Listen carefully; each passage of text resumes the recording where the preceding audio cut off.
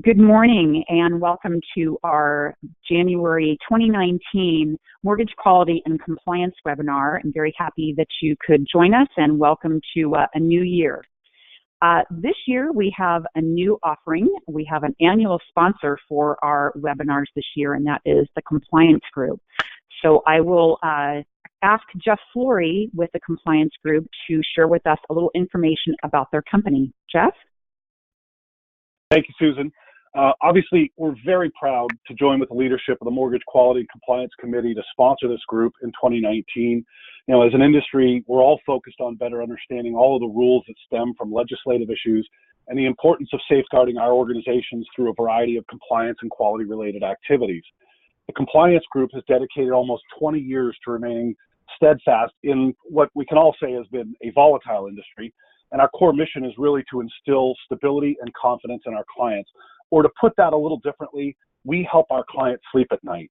We're always looking forward and building solutions that will solve our clients' needs today and obviously in the future as well.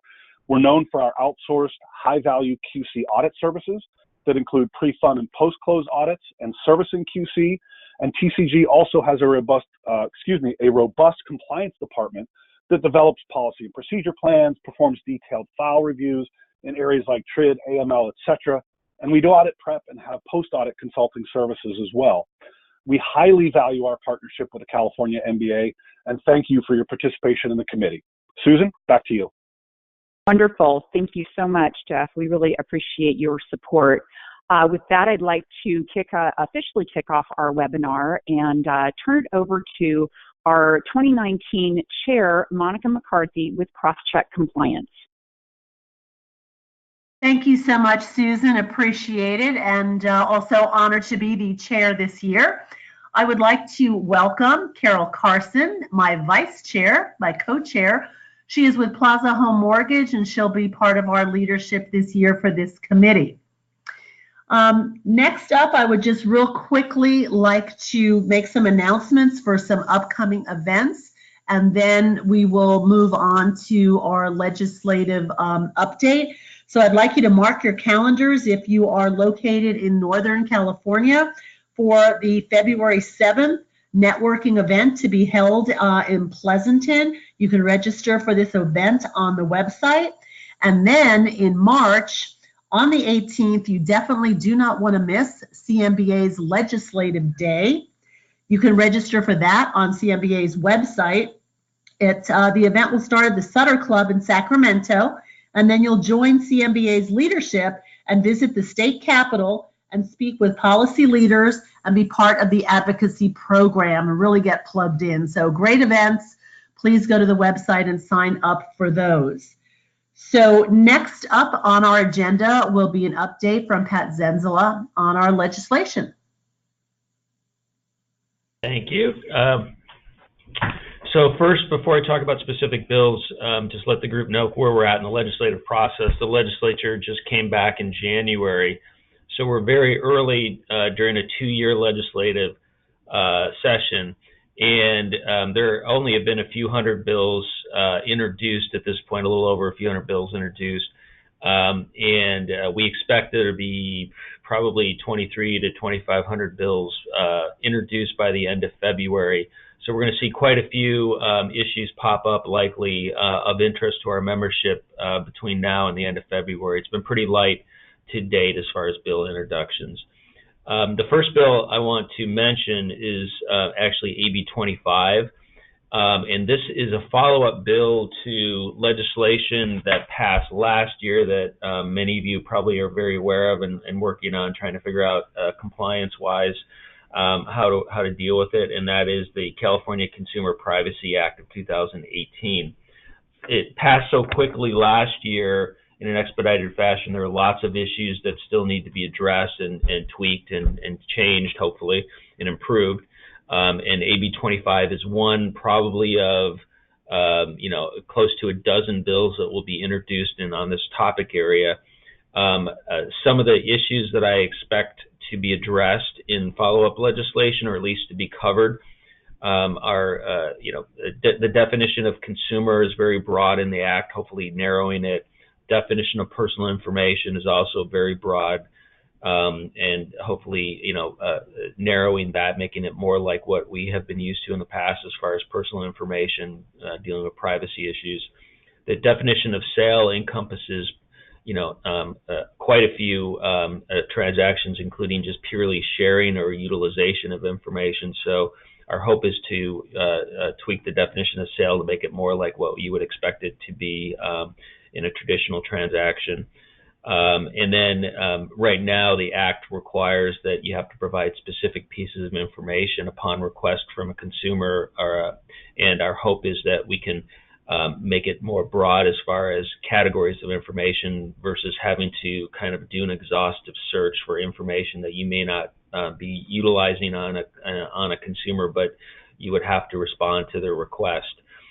So those are the kinds of issues I expect to come up. And of course, we were fortunate to get an exemption in the original Act for information covered by the Gramm-Leach-Bliley Act at the federal level and by the existing California Privacy Act for financial institutions. So we do have an exemption that many other industries do not. So that's it on that topic. And then the second issue I want to mention just very briefly is the California MBA supported a previous version of AB 199 last year that would create the ability to do remote notarization or online notarization in California. And last year's bill did not move forward to be signed into law. And we're hopeful that this year we'll have more progress in being able to move it forward. But this act is loosely based on the MBA model language that the industry has been supportive of, and to make it a little bit more specific to California, but it is based on that model. And we're working with other industry segments to try to get this moved this year. It's similar proposals that have passed now in a handful of states across the country. So that's it as far as issues that I wanted to highlight for the call today.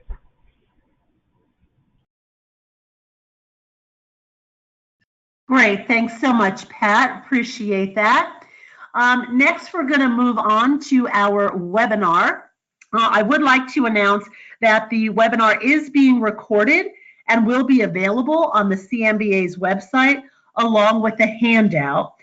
You can download the handout now if you would like, and we will then proceed with the webinar. I would like to introduce our two speakers from CrossCheck Compliance, where I am a Managing Director and General Counsel. So I'm very pleased to have my colleagues presenting today. First up, we have Heidi Wier. She's a Managing Director at CrossCheck and is a regulatory compliance and internal audit professional with over 25 years of experience in the industry. Prior to joining CrossCheck, she was with the Wisconsin office of Jefferson Wells International, providing compliance support throughout the Midwest region. And she's also has a background with bank holding companies, managing and performing comprehensive internal audits and regulatory compliance reviews, and managing all aspects of audit and compliance projects for companies of various sizes and industries. She's a graduate of the University of Wisconsin, Milwaukee, with a Bachelor of Business Administration in Accounting. And next up is my colleague, Karen Cullen, and she is a Director of Fair and Responsible Lending at CrossCheck. She's a regulatory compliance and fair lending leader, also with over 25 years in financial services, including fair and responsible banking, mortgage banking, and electronic payment services. She has a corporate and organizational expertise in compliance program implementation, quality control program management, fair and responsible banking program management, risk management, process development and improvement, training, and team member development. You'll recognize her prior employer. She was the Director of Compliance Risk Strategy for Discover Financial. And in addition, she was the Deputy Chief Compliance Officer at Associated Bank. So she brings a lot of fair lending expertise, and both she and Heidi have a depth of expertise with HMDA, which is our topic today. So with that, I'm going to turn it over to Heidi to go ahead and kick off our presentation. Thank you, Monica, and thanks to the attendees for joining us today. So this is Karen. It wouldn't be January if we weren't discussing HMDA. So in today's session, we're going to cover key components of successful submissions, covering the realistic steps you can take with the time that you have left now. We're also going to discuss best practices that you can implement in 2019 that will enable your institution to gain a sustainable process to achieve data integrity. So, it is January, like we just said, so there's a little over 6 weeks left until March 1st submission deadline. Now is the time to organize your LAR and take the steps needed to get your data as accurate as possible. You're going to want to follow some key things to complete that process in an organized fashion. So first, you're going to start by developing a checklist of must-have items that need completion before submission. So areas that we're going to focus on today include making sure you have all your reportable data, verifying and correcting and updating known issues, purchaser types, geocodes, completing logic scrubs, quality and macro edits, and of course, ensuring your LAR is validity edit free. We're also going to talk about running summary reports and lastly, finalizing your LAR into submittable format. Remember that to use the CFPB portal effectively, you also need to ensure your LAR is in the correct format. So whether you're using a HMDA software or relying on tools on the CFPB website, take some time in this process to ensure you understand how your data needs to be formatted. So with that, I'm going to turn it over to Heidi so we can discuss some of those key items that should be on your checklist. All right, thanks, Karen. Okay, so where do you start when verifying your current data? The first thing I recommend is you start by ensuring that you have all of the correct transactions on your LAR in the first place, right? So to do that, I'd start with a reconciliation. Basically just comparing your number of items on your loans, the number of loans on your LAR to the number of loans on your LOS system. If you have more than one system, maybe for commercial loans or HELOCs, you need to be sure that you include the data from those systems as well.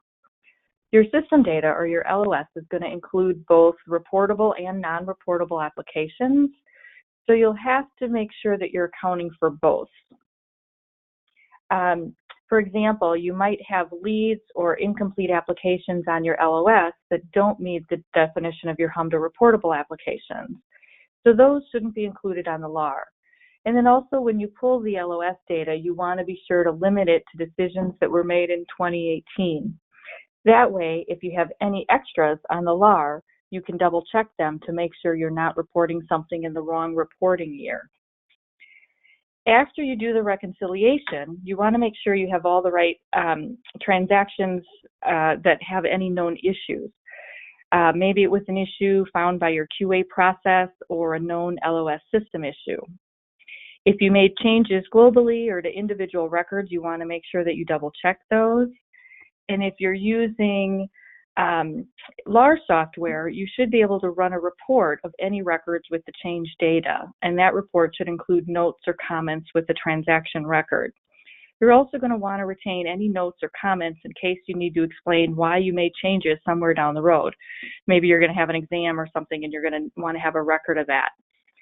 I'm going to pause for a second here for a technical issue. Susan, I can't seem to advance the slides on my side. I might need you to help me out with that. Okay. All right. Thank you. So I apologize for that. So again, as we were just kind of going through the slide here, doing that reconciliation from your LAR to your loan system of record and making sure that you're updating it for any known or issues, making sure that any issues or known issues that you've already made corrections to really took place.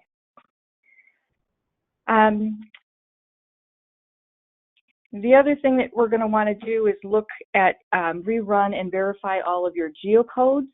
There's always a few property addresses that can't be coded by certain software systems, right? No matter which system you use, they all seem to struggle a little bit with some property addresses. So you're going to want to make sure that you're doing this, that you leave enough time at the end and that in case you need to look up some of your geocodes on the FFIEC websites.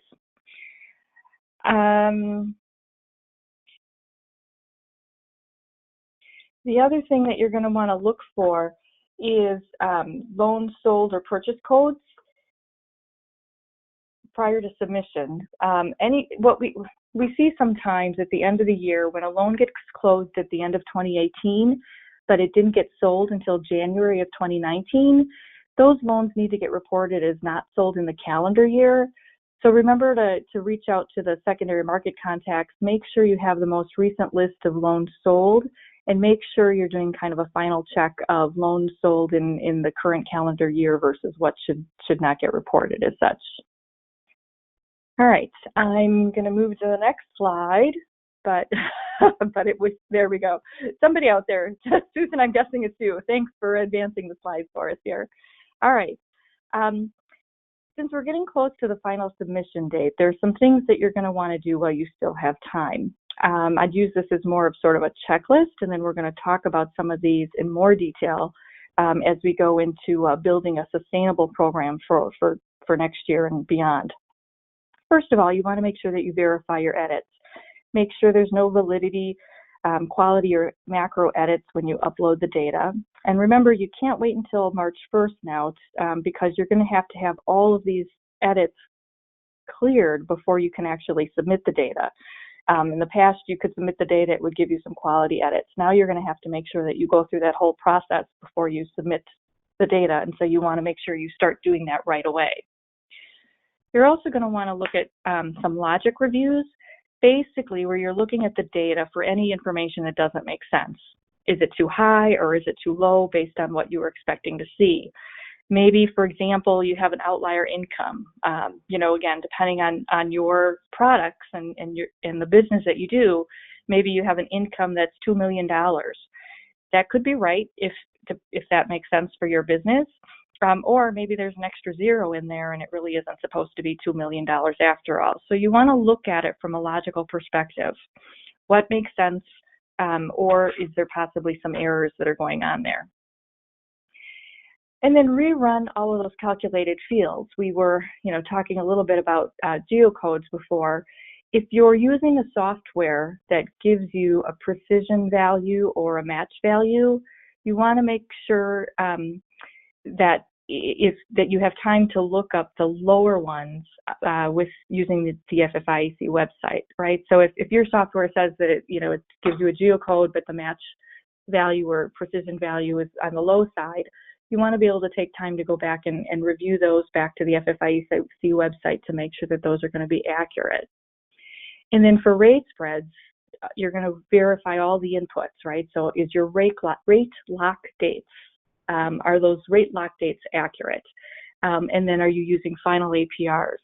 So you want to make sure that you're verifying all the inputs to those calculations and then verifying that you're rerunning the rate spreads. And then you're also going to want to do a lending summary or an audit summary report, depending on what kind of software you might be using. It's really just a report that summarizes the activity of the law. You're going to review it for final loan counts, making sure that it makes sense in relation to what information you were expecting to see. So, for example, if you have a bunch of closed loans for incompleteness, but you know that as an organization you don't do loans, you don't close loans for incompleteness, instead you would deny them for incompleteness. Obviously that would be something that doesn't match your particular practices, so that would be something you'd have to look into. Another example of that might be, home improvement loans. Maybe you don't have any home improvement loans on your LAR, but you know that in your business you do offer a lot of home improvement loans, and that's something that you should have a lot of on your LAR. So again, it's really kind of just looking at those items on your LAR and thinking about what you expected to see based on what you know about the business that you have. All right, I'm going to turn it over to Karen, and she'll take it from here. Great, thank you, Heidi. And so, hopefully with the right preparation and a last-minute submission mishap won't happen to your institution. In most circumstances, if you've planned well and completed ongoing QA, your data is probably ready. But, we really are getting close to, what I like to say, the point of no return. And a last minute discovery of issues does happen. It can happen, and it has happened. So if there is an issue and you determine that it will affect the integrity of your institution's data, you really need to have a plan. First, make sure there's an understanding of the issue. Consider the data field, how widespread the integrity issue is, how the information aligns to regulatory guidance. You want to make sure that you gather the right people. Ensure everyone needed to make the right decision has a seat at the table. Be able to explain the issue, the risk, and how that risk aligns to your company's risk tolerance.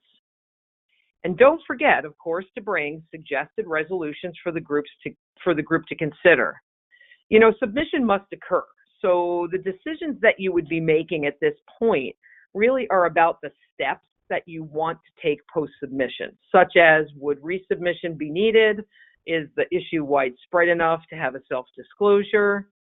So again, as you go through this process, you should be considering your institution's risk policy, and then you want to ensure you consider how your data issue may be viewed by regulators. And that's kind of a key here. So you want to consider how it aligns to the 37 key fields and regulatory resubmission guidelines. And we're going to move, perfect. So if you recall, earlier in 2017, when the FFIEC issued HMDA examiner testing guidelines, the guidelines recommended prioritizing key fields for integrity reviews.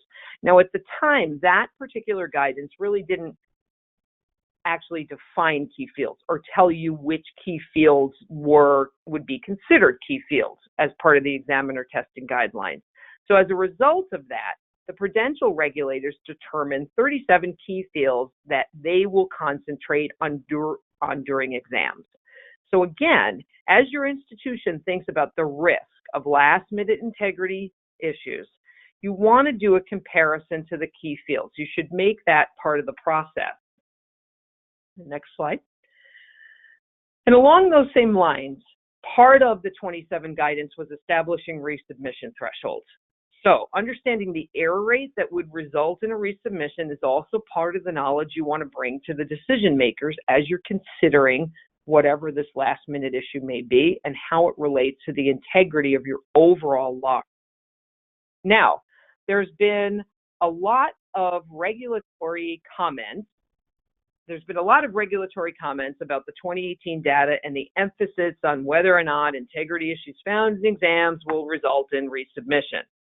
So as you're evaluating your issues, you do want to consider how the issue may be viewed by the regulators. So consider how the data is used. Is this a field that's probably used in fair lending analysis? It may have a little bit more risk then. Is it one of those 37 key fields? Is it a field that really can show a regulator whether you're meeting like Reg B dates, like action type, and those types of things? So again, you want to make sure that you consider all that when you're evaluating whatever this final issue is. And when it all comes down to it, remember one thing: March 1st is going to come, and it's not going to be the end of the world if you, as an institution, have to make a decision to resubmit. Resubmissions happen. They happen for all kinds of reasons. And again, you have to have that internal risk decision to decide when you feel that that would be appropriate for your institution. So kind of if we think about everything that we've just kind of gone over in the first part of our webinar and we recap it, at this point in time, what you want to do is you want to take some time and you want to develop a submission checklist that really suits your institution. We've given you some ideas of what you can incorporate into that. You want to make sure that you have a plan or an idea of how you would handle any last-minute integrity issues. And you want to ensure, lastly, again, that you take some time and go out to the CFPB website, review some of the information that's out there, especially the format that your file has to be in.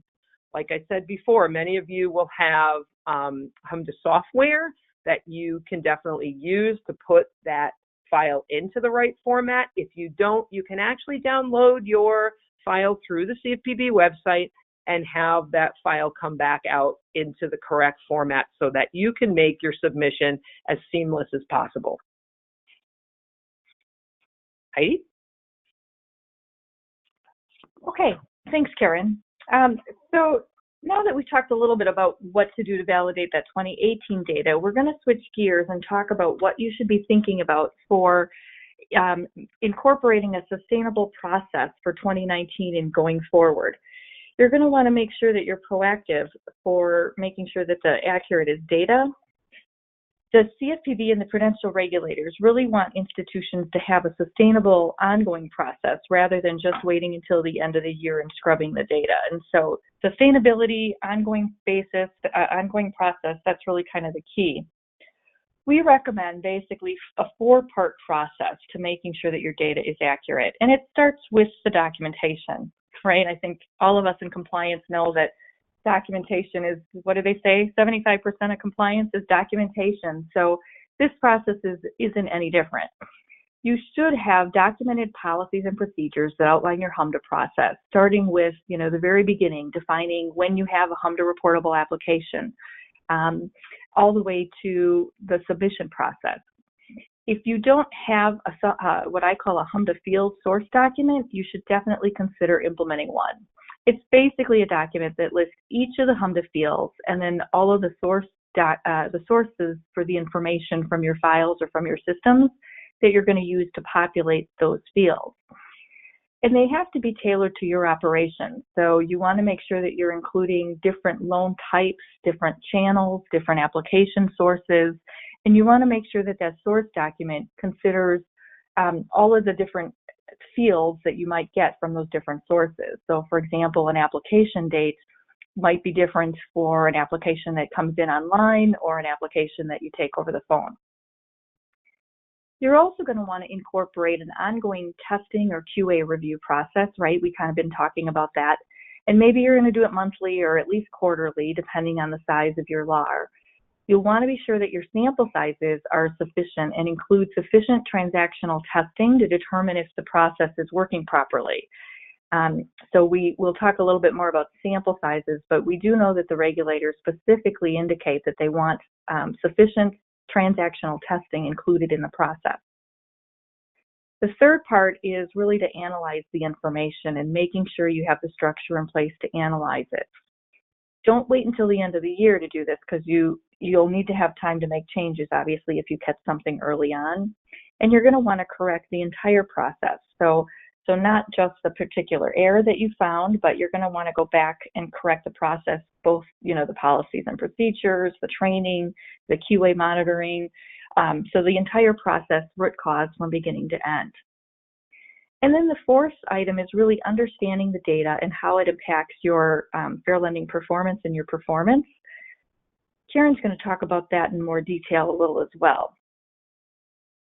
When it comes to doing the actual testing, there are a few things you're going to want to consider.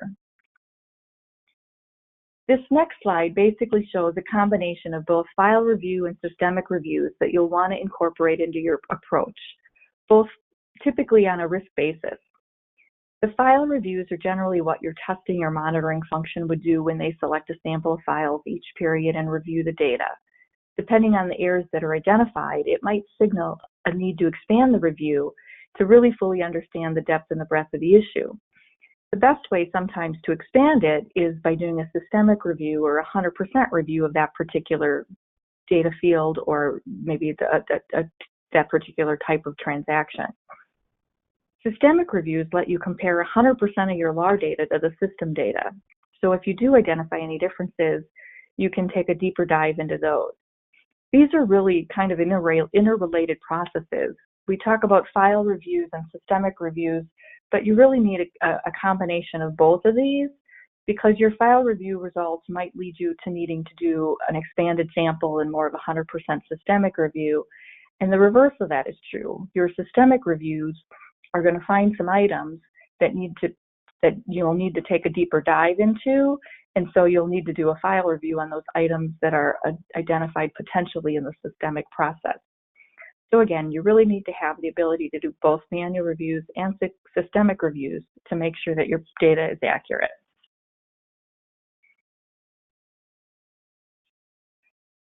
Okay, I said a little earlier that the regulators expect you to have a process in place that includes sufficient transactional testing to make sure that your data is accurate. One way to make sure that your testing is sufficient is to make sure that you have a good sample methodology process. There's a few things to consider when you're doing your sample selection. First of all, you want to start by making sure it's statistically based. So typically we see a 95% confidence level and a 5% error rate. You can Google a statistical sample calculator, so those are usually pretty easy to come by. But once you know how many loans you have to test, then you need to figure out what's the best way to separate that population so that you can target the testing to best make sure that you're getting all of the areas covered. I didn't say that very well, so let me repeat that. So once you have your statistical sample, you want to make sure that your samples represent all of your loan activity. So a representative sample, for example, is imperative. If you have, let's say, for example, 80% of your applications come in through a particular channel or maybe a particular branch, you need to make sure that about 80% of the loans that you're testing represent that particular channel or branch. When determining how to make those samples representative, you need to consider things like the loan channels, maybe it's branches, maybe it's particular originators, loan types for sure. You want to make sure that it represents the different loan types and products that you do. Also things like the disposition of the application, so your withdrawn, approved, and denied. If you have a lot of withdrawn files, you're going to want to make sure that your sample includes a lot of withdrawn files, so proportionally. So whenever you're stratifying that sample, you want to make sure that each category gets represented. And then the third one is really a target sample, and it really is just that.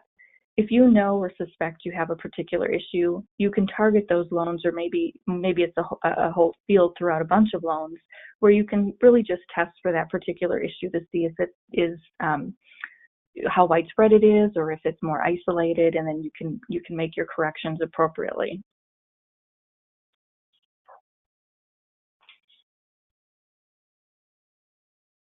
All right, so moving on to slide 19.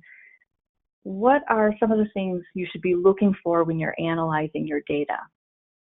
Certainly, if you have time to do these for your 2018 data, this is what you should be doing. You should be incorporating these into that process.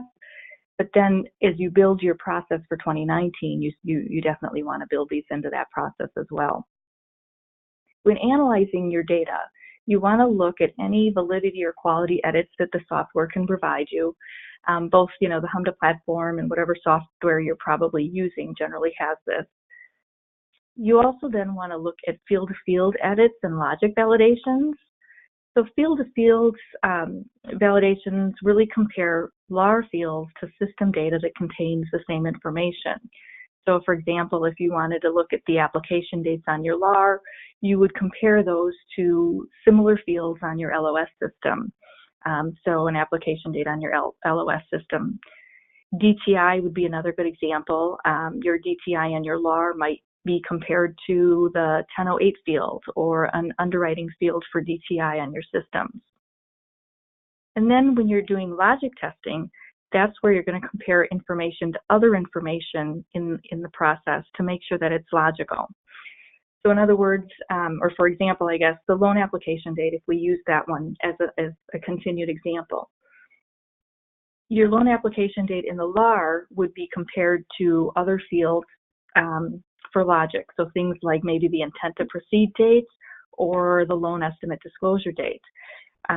You would expect that your loan application date would be before, an intent to proceed date in your system or the loan estimate disclosure date. And so those would be the kind of comparisons that you would want to do in your logic testing.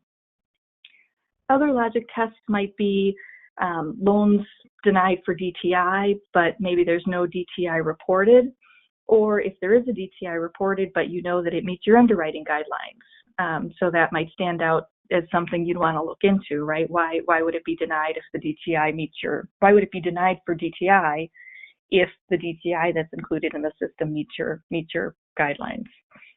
Other possibilities would be maybe a denied application that has an approved code in the AUS field, or maybe there's a co-borrower name in the system, but no co-borrower information on the LAR.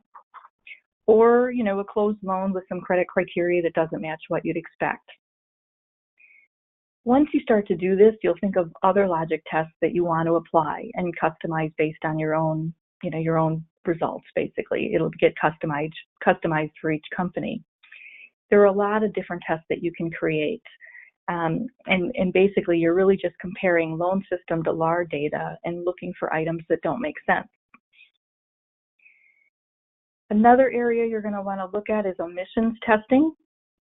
Items that are omitted from the LAR are a bit of a regulatory hot button right now, so you want to make sure that you have a process in place to check for those.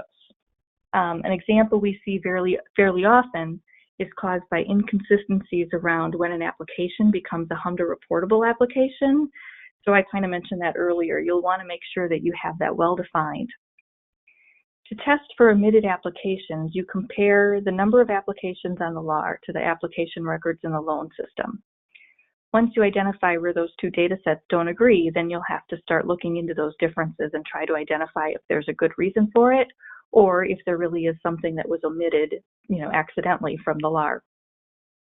There's always good reasons, right? So things like maybe it was flagged as a lead versus an actual application. Maybe the address is TBD or 123 Main Street, and that should be considered an inquiry instead of an application. Or maybe it was incomplete to the point that it couldn't even be considered an application. So there are some good reasons why you'll have information on your LOS system that you won't have on your LAR, but you'll just want to make sure that you do the comparison and make sure that you're confident that those are really not reportable. The other thing this process will do is it'll tell you if there's anything on the LAR that isn't on the LOS for the same reporting year. So we do see that happening every once in a while. So when you pull your LOS data, you're going to want to make sure that you pull it for decisions that were made in that reporting year. And that way, if you have anything extra on your LAR, you can go back and look and see why those would be included. All right then.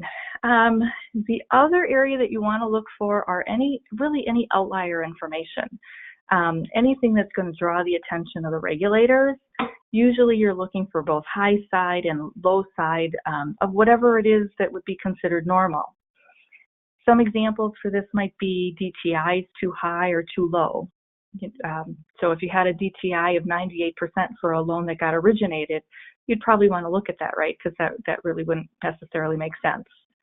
Highest loan amounts, take a look at those. Do they make sense, or are they too high or too low, maybe based on the nature of your business? Lowest incomes and highest income amounts. We kind of mentioned that earlier. Does a $2 million income make sense in your business, or is there an extra zero added to that? Rate spreads, certainly you want to look at those given your loan products if any of those look too high. So basically, again, you're just looking at your data for low side or high side outliers to see if anything stands out, because that might mean obviously something is wrong and you're going to want to take a better look at those. All right, at this point, I'm going to turn it back over to Karen, and she's going to tell us more about understanding the data. Thanks. So Heidi just outlined some great ways for you to review your data for potential issues. The next step really is to understand what your data is telling you, because it really is one of the most effective ways to build continued integrity from a holistic viewpoint. So let's start by talking about the summary analysis. The summary analysis is a great tool to gain understanding for what types of applications your institution is receiving and what types of decisions are made for those applications. These reports can be run using HMDA software. So if you're lucky enough to have HMDA software, they're pre-programmed reports. It's a click of a button, very easy to run. But you actually can create your own by just using some kind of a sorting tool like Excel, or sorting within whatever tool it is that you're using to track your HMDA data. So when you think about these reports, data really should be organized by reporting field. And you can start to pull in, as you develop and build your program, you can start to pull in different types of information into these reports. It's always going to have total loans, and you're always going to want to include things like purpose and action type. If you have a branch network, you want to include your branch network, GMI, occupancy, property type. You probably want to start to add in some of the expanded fields like your origination fees and your discount points and your rate spreads. And what makes these reports valuable is the ability that they give you to create trending analysis within your HMDA reporting. You know, as you're building your process for data integrity, you want to create this report at each of your QA periods, be it monthly or quarterly. I would recommend that you don't do anything longer than quarterly because, again, part of that is not only about, oh, my numbers aren't big enough, but part of it is more often when you look, if you find something or there's an indication that something's gone wrong, it hasn't happened for a long period of time, it may be easier to fix. So again, I don't recommend QA periods going longer than a quarter, and we're going to talk about that a little bit in a moment. But from this perspective, you can run a report called the lending summary for submission, as Heidi described earlier, and that kind of can give you your 2018 reference to your data. So you can already start to trend into 2019 because you'll have that submission report. And then you can take your 29 reporting period, your first quarter, and you can begin your trending. So as you create these reports for each QA period, you look at your data and you trend areas where there's unexplained or unexpected differences. And what this can really show is areas where there's a systemic issue, and those issues might not readily be apparent through traditional sample reviews. So I have a couple of great examples for this that I've seen at various institutions. And the one that I've talked about often because it's just a great example and it kind of encompasses two things that can kind of go wrong, if you will, in HMDA world, is the world of counteroffers. So there was an institution that basically did not do counteroffers, and their methodology was if they couldn't do the application, they would deny it, and they would have their customers start a new application if they thought there was something else that would work for them. They found that the process became very inefficient, very cumbersome, customers were upset, and so for a business reason, they decided to start a counteroffer process. And what happened was, the process went off great and everything was working fine. They had the right notices going out and they were meeting all the other regulatory needs that kind of come with a counter process. But what they noticed when they were trending their data was that suddenly there was a sizable difference in their denial rate. And so when they ran their summary reports from quarter to quarter, they noticed in that quarter when the counteroffers came into their products or their availability, their denial rate dramatically decreased. And what they realized was, as part of that business change information, or as part of that business change, they didn't actually update how they were reporting those loans. So they were applications where the customer was not taking the counter were actually getting reported as approved, not accepted. And so they were able to kind of go into their process and find the error and correct it. And what that helps you see is not only will you be able to get your HMDA integrity correct, but it will also show you if there's a gap or a shortfall in your business change process. It can also help you to see that maybe when you have a system change, it might be a great idea for you to run some summary analysis reports and see if your numbers are looking the way they've been trending. It's a great preventative method as well when you're going through some of those changes that you might go through as an institution. Another key area to understanding your data is a high-level analysis that compares your LAR data to the national aggregate, so the public data for all HMDA reporters, and it identifies any significant differences or red flags between your data and the industry. If you've ever looked at the national aggregate data, it's pretty stable. And you can take a look at this data. You can narrow down the data so that you're only comparing yourself to peer institutions. Perhaps you want to find institutions that have similar products to you, similar in size, similar avenues of lending. You can certainly do that. And what this kind of gives you the ability to do is the results identify potential issues that might require a deeper dive. So if you're kind of thinking about all this, you start to think about the fact that if you start to see issues from understanding your data, it can also, go back to some of the target reviews that Heidi talked about. So these are all things that you can use to develop how you're looking at and which application files and which transactional files you're looking at. So, for example, a red flag might be that your institution's withdrawal rate is significantly higher than the industry average. Well, this could prompt you to verify that your operations team are dispositioning withdrawal applications correctly. Heidi touched on that a little bit, and maybe if you suspect there's an issue, you could take a peek at the national aggregate, and if you're way off, then yeah, maybe you do have an issue. Another great example where this can be used is in something like GMI. There were a couple of cases where, there was either a system error or human error, a human error that indicated that, boy, we're way off of the national average for a certain GMI category, and I wonder why that is. In the one case, it was a new system that they had developed an online portal, and there wasn't a hard stop at GMI. And basically what had happened was folks were not filling out that, they weren't actually clicking anything, and the system was automating it to read GMI that didn't actually belong to the customer. And another issue that came up was an institution that actually used this because they had a suspected loan officer who wasn't asking the GMI question. And they went back and they looked at that loan officer's averages compared to the national aggregate. Remember, when you're looking at aggregate averages, you can compare small to large. You can do that because, again, it's an aggregate average. And so they were able to actually determine that this loan officer was never asking the question. And so that's, again, institutional knowledge that they needed to know that not only helped them build better integrity in their LAR, but it also helped them to build better processes and better procedures. And so lastly, performance analysis should be part of any data review.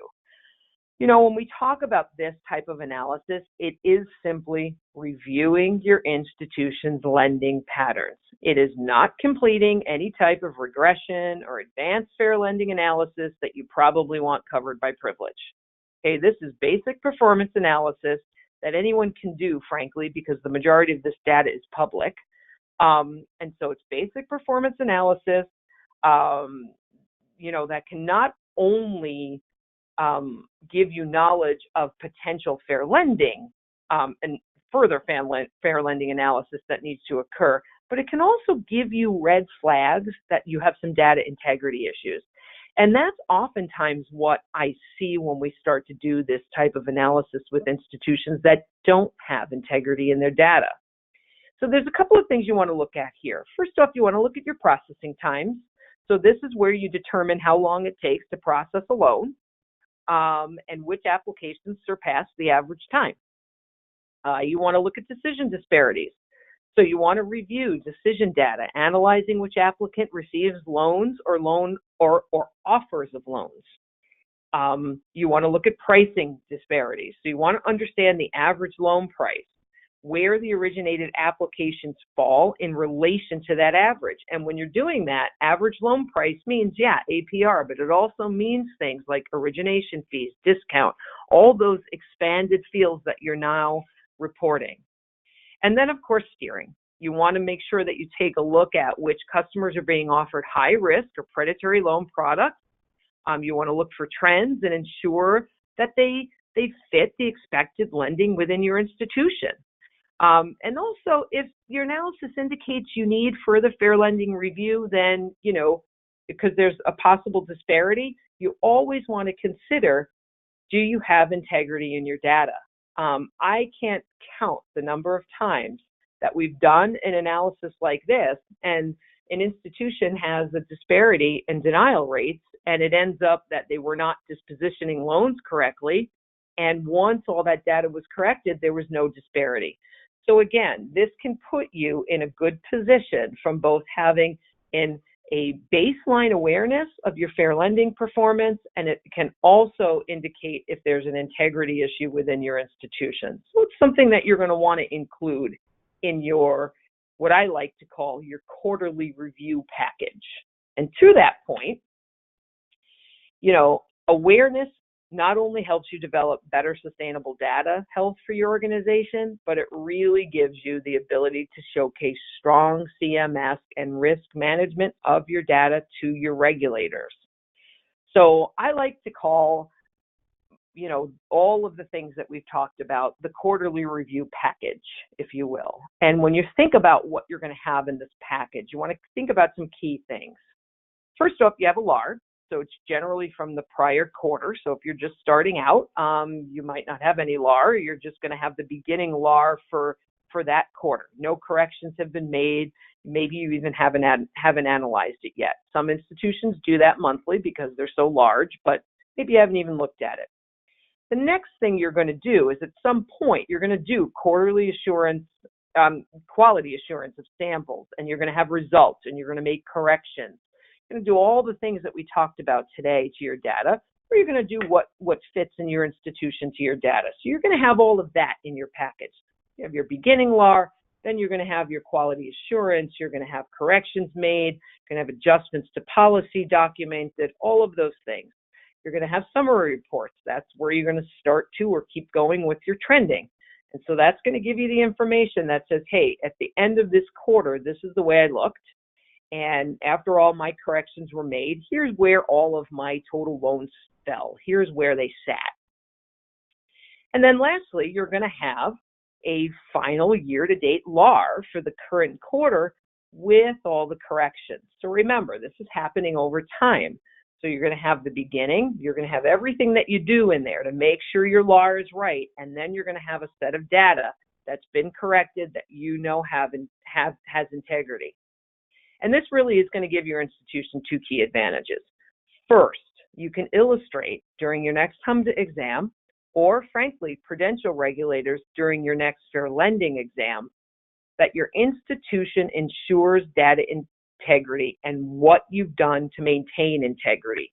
So when you answer that question about integrity, you're just not going to be like, oh yeah, we know it's right because it comes out of our LOS and we fixed it. No, you're going to have the ability to show how you ensure you have integrity. And second, at the end of each of your designated quality periods, you're basically going to have a LAR that's ready for submission. That data, that year-to-date data at that point in time will be corrected. It'll be valid. It'll have integrity. You're going to run through quality edit checks, all those things, and you're going to close out your package with a LAR that has integrity.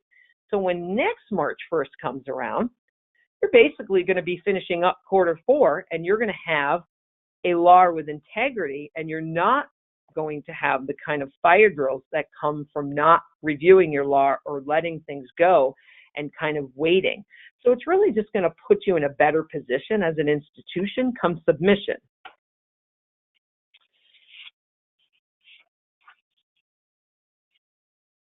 All right then, so we've covered basically what to look for with your data for this year and also how to create a sustainable approach for 2019. We have one last slide here for your consideration. The keys really to successful HMDA data are making sure all the stakeholders are aware of the process, what the regulators expect, what your system limitations might be, and really how to work around those. You want to make sure that you build consistency into the process. Typically, that's going to be by having a strong CMS, and I know we all know what a compliance management system is with policies, procedures, training, and monitoring. So again, you want to make sure that you have a strong HMDA-related CMS. You want to establish those periodic integrity checks along the way that Karen is just telling you about and make those adjustments as needed. And then all of those items together should help really build a successful process for your data integrity. That's all the information that we have prepared for you today. I do want to thank everybody for joining us, and I do want to open it up for questions. Okay. Yeah, thank you so much, Karen and Heidi. Great information. I know that's very timely, as that will all be, information that people are looking for here quickly. So I do have a question. I'd like to start sharing those with you. HMDA loan is, let me see, loan is canceled or declined and reported in quarterly mortgage call report. In the next quarter, the borrower wants to resubmit and reopen the loan and move forward with the loan application. We cannot reopen if loan has been reported to MCR, so a new application and new loan number is required. If the new application, if the new application is approved and originated, do you only report the final originated decision, or are both applications reported? The deny loan number and originated loan number decision for the same borrower and property. That was a long question. I can try to if I understand the question right, the first application that was denied would be reported as a denied application on your LAR, and then if they came back and something happened, they came back and reapplied, that application would be reported as a separate application. And so you would have a denied application initially and another one that maybe is originated depending on that question. Karen touched on that a little bit when she talked about the whole kind of counteroffer process, right? You want to make sure that there's a couple of different ways you can do it. You can either keep an application open throughout the process and have the counter, or you can deny the application and have a new application come in. And so whichever way you do, you need to be consistent and carry that through to your HMDA. Mm-hmm. Okay. So there was a couple of inquiries. I'll just pause a moment. Today's webinar will be recorded and it will be available on the California MBA website. From the homepage, you go to committees and you can find mortgage quality and compliance, and it should be there by early next week. You can, as a reminder, go to the handouts tab on your GoToWebinar menu on your right-hand side and get a copy of the handout that was provided for today. But again, that recorded webinar will be available on our website probably by Monday. So the next question, Karen and Heidi, that I have, as you mentioned about purchaser type reporting at the end of the year, that you should make sure that the loan was sold in 2018 calendar year. What do you report if its action is originated and not yet sold? So if the loan is action originated and it is not sold, you would report the value that you have not sold it yet. I believe the value might be a 0, and I have to go back and look, but because it doesn't equate to any of the investors that you would have sold it to. So if you haven't actually transacted that money with that investor in 2018, you would report the loan as unsold at that point because it did not sell in 2018. Okay. This could be duplicative, but I'll share it with you. Could you go over how the counteroffer loan is reported if it does not close? Well, it depends on what happens with the borrower. So, and Heidi, please jump in if you'd like. If the borrower accepts the counter and the loan proceeds to close, of course, it becomes the originated transaction. If it proceeds and for whatever reason it doesn't close, it can be recorded as an approved not accepted, which is different than the way that used to be reported prior to the rule change, prior to 2018. Now, if the customer does not accept the counter, then the counter is actually then the loan would actually be recorded as a decline.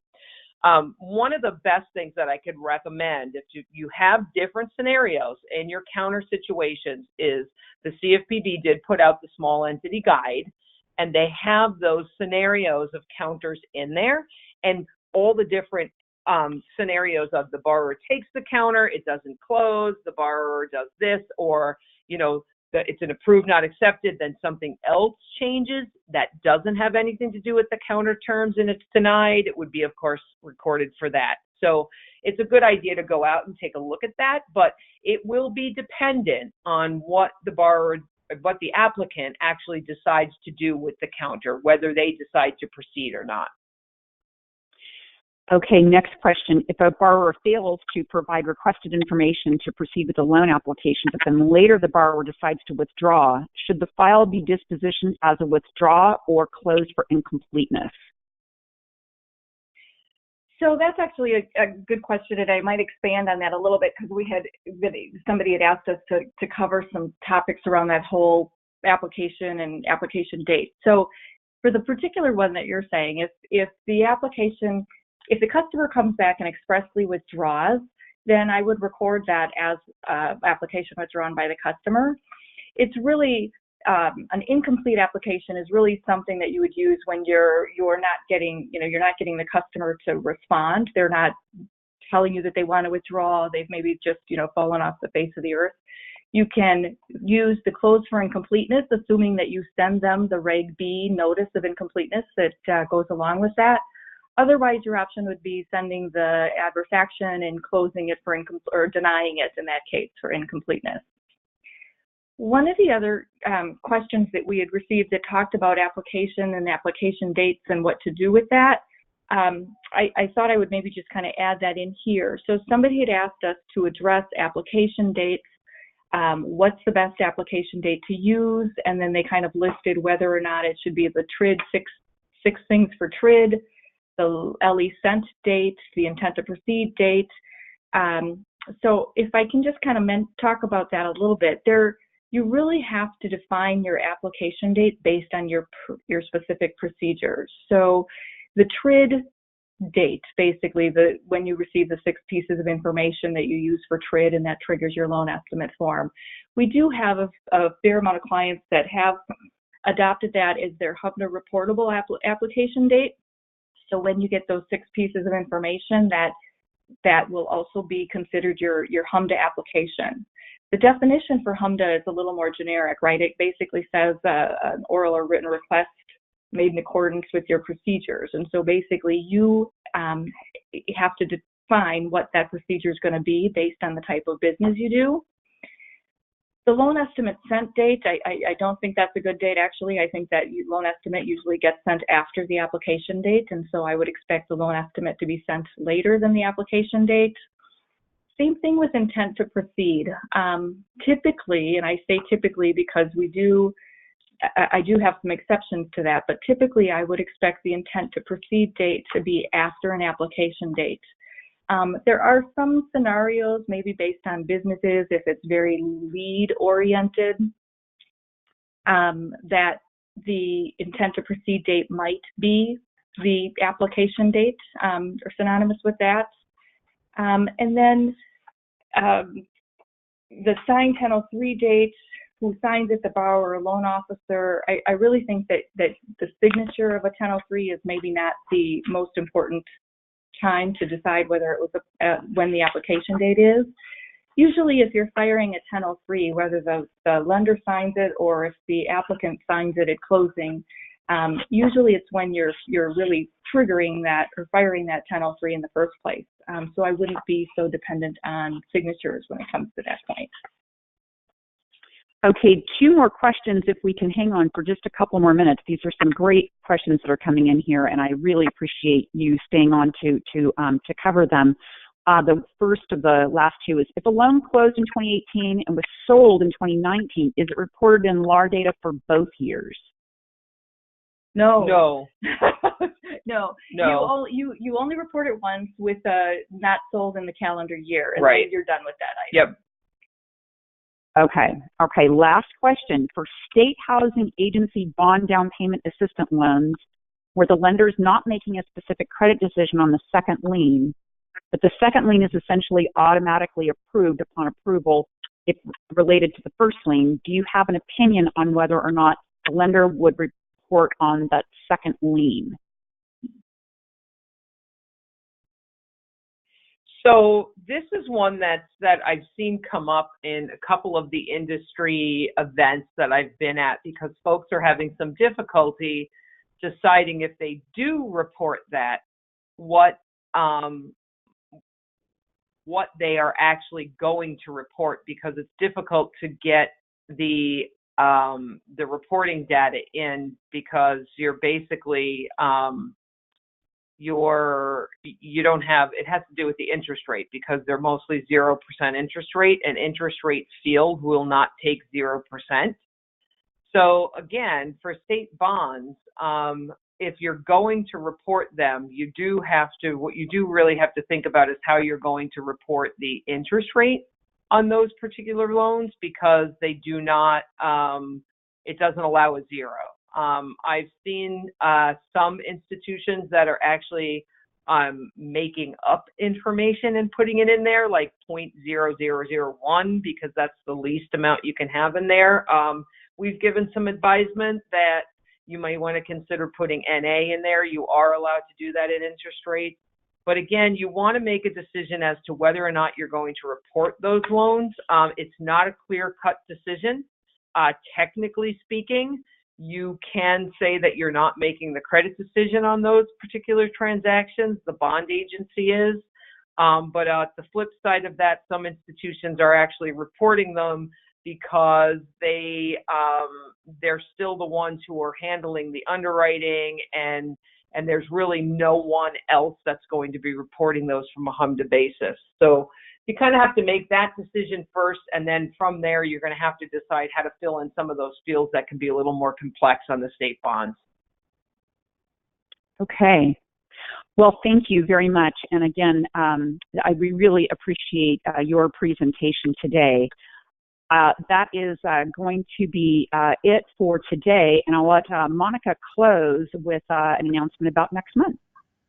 Great. Thanks, Susan, and thanks again, Heidi and Karen. Great job. Just want to remind everyone to also put on your calendar our next webinar. That's going to be on February 28th. Our topic is understanding the new VA interim final rules for cash-out refinance programs that take effect February 15th. We're going to have speakers Melissa Richard, who's a partner at Mayer Brown, and we'll also have another industry person on the panel. So we hope you join us February 28th. Great. And if you did not receive the link to register for today's webinar directly, you can email me. I'm Susan Milazzo, and I'll make sure that you get added to our distribution list. It's susan@cmba.com. That's it for today, and thank you all for joining us.